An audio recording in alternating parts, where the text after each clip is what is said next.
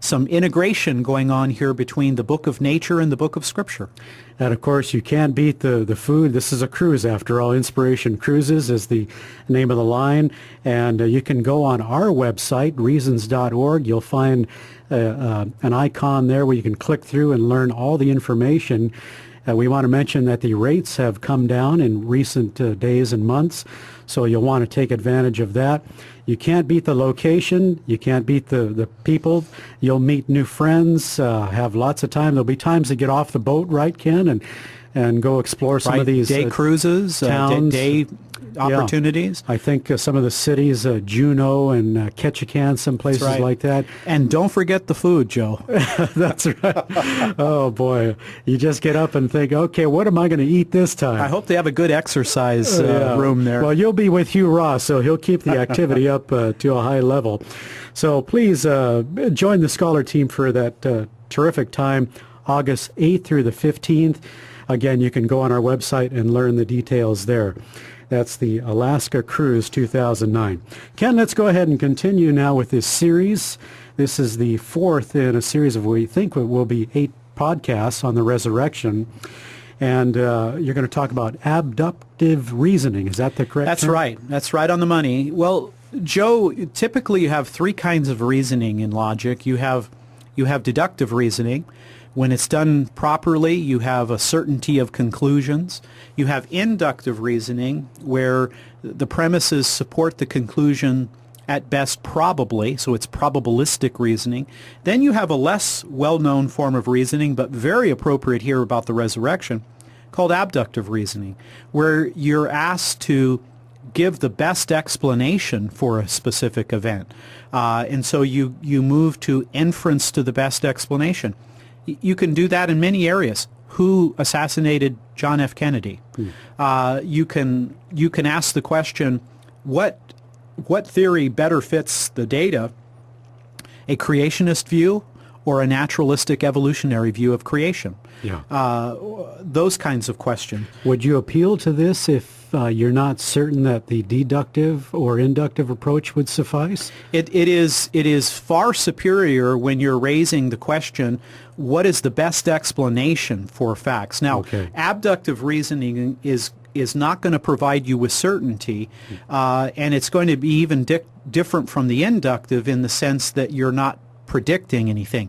You're really asking, what is the best explanation for a series of events? Okay, so that's the approach to take here.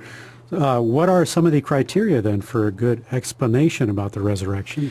Yeah, it's important, I think, for us to appreciate that skeptics who virtually always have a strong anti-supernatural bias, that they often attempt to explain the events surrounding Jesus' resurrection in purely natural means. And a little later in the series, we'll look at different types of hypotheses that they seek to utilize. But what I want to spend a little time with, Joe, here is, what are the objective standards of evaluating a hypothesis? The Christian, historic Christianity has their hypothesis. The naturalists have theirs. Well, it seems to me we can look at a number of things. Is that hypothesis, does it correspond to logical consistency? Does it possess explanatory power and scope? Does it explain the details? Does it explain a whole array of different details? That's what we mean by its scope or its breadth, if you will. Is it faithful to the facts? Does it conform to the facts? Does it avoid unwarranted assumptions? And does it make claims that can be tested and proven true or false? Well, all of those kinds of characteristics develop into, I think, a pretty good criteria. These are the kinds of points that logicians would use. These are the kinds of points that attorneys would advocate as ways of seeing if it explains the data sufficiently, if it holds together as a good explanatory hypothesis. Now, a couple other points here, Joe. It seems to me that the proper way to examine a miraculous claim, like the resurrection, is to scrutinize the evidence carefully and then follow the evidence wherever it leads. It is logically, in my mind, illegitimate to reject the resurrection a priori based upon preconceived commitment to naturalism. That's the begging the question fallacy. Right. I mean, to say I'm only going to consider conclusions that are consistent with my naturalistic worldview is not following the evidence. And the proclamation of the resurrection of Christ by the apostles, in my view, is superior. Again, we'll look at some of the details a little bit later. But let me read this statement that I think sums up careful thinking about criteria of explanation. It's by William Lane Craig, who is a distinguished theologian and Christian philosopher. He says, quote, "One of the greatest weaknesses of alternative explanations to the resurrection is their incompleteness. They fail to provide a comprehensive explanation of all the data. By contrast, the resurrection furnishes one simple, comprehensive explanation of all the facts without distorting them. Therefore, it is the better explanation." Mm-hmm. So, we're going to look at some of the details of those particular alternative theories that are naturalistic, that have no supernatural component involved, but often they only explain maybe one part. A good example, if the disciples had a hallucination, well, that could conceivably explain the resurrection appearances, but it wouldn't explain the empty tomb. Mm-hmm. You've got to have a theory that explains the data. It's got to be coherent. It's got to be clear. It has to have a robust explanatory power, and it has to avoid a lot of assumptions. Mm-hmm. So that's how we kind of think about a good criteria for explaining this type of data. So the abductive approach, then, you can apply to any scenario. If someone says, I've got this particular theory on that, okay, well, let's apply the abductive approach and see if that corresponds to the facts. Exactly. I mean, I'm very interested in the Kennedy assassination, President Kennedy's assassination. We could apply abductive reasoning. We could say, okay, we've got two basic hypotheses. We've got the Warren Commission, that a single assassin killed Kennedy, Lee Harvey Oswald. There's no conspiracy, foreign or domestic. He is the assassin. We can look at that. We can look at the data. We can look at the evidence.